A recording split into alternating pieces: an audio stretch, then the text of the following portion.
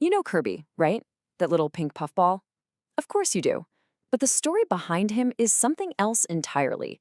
It's really a tale of two fathers, two creative geniuses who shaped his world for decades.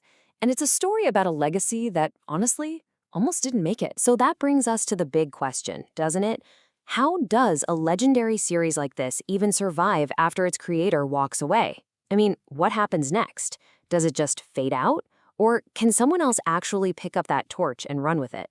Well, the story of Kirby gives us a really fascinating and kind of surprising answer. All right, so let's start at the beginning. Our story kicks off with Kirby's first father, the guy who dreamed up Dreamland in the first place.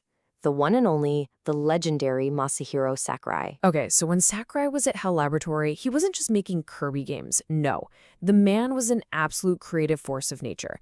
Think about it. In '92, boom, Kirby's Dreamland.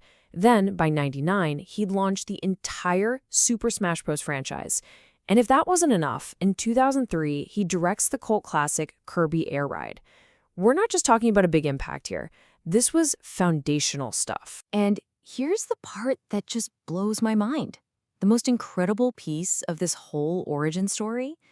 Sakurai created Kirby, one of the most famous characters in video game history, when he was just 19. Let that sink in. 19 years old. While most of us are, just trying to figure out what to do with our lives, he was busy building a global icon. Wow. But creating a masterpiece like that, it comes with its own kind of pressure. A lot of pressure. And for Sakurai, the incredible success he'd built started to feel less like a launch pad and a whole lot more like a cage. And this quote from Sakurai himself really it hits the nail on the head. He felt completely trapped by this endless demand for sequels.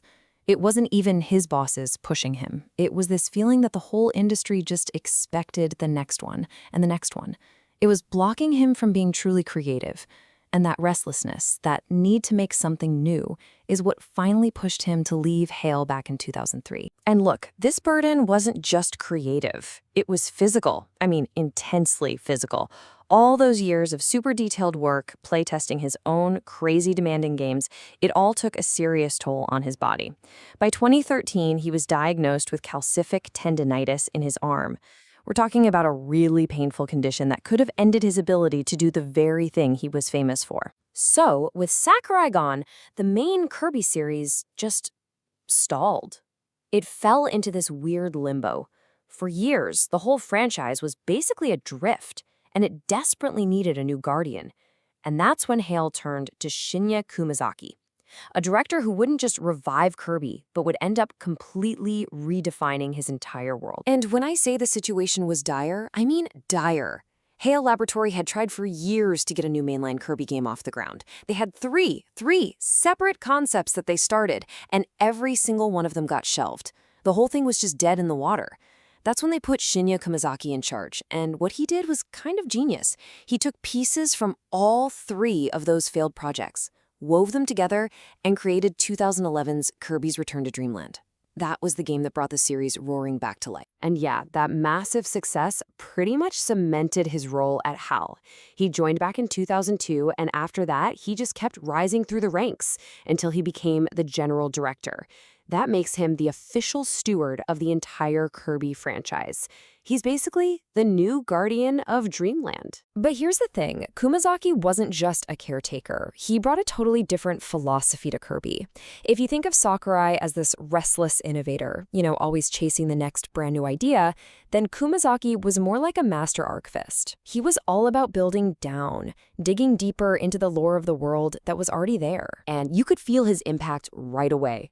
I mean, fans started noticing that he was connecting all this scattered history into one single story. He was tucking away this deep lore in the most unexpected places, like who puts lore on a pause screen during a boss fight? He did. He's the one who gave us the mysterious ancients, which added this whole new layer of intrigue. And of course, he was the guy in charge for Kirby's amazing jump into full 3D.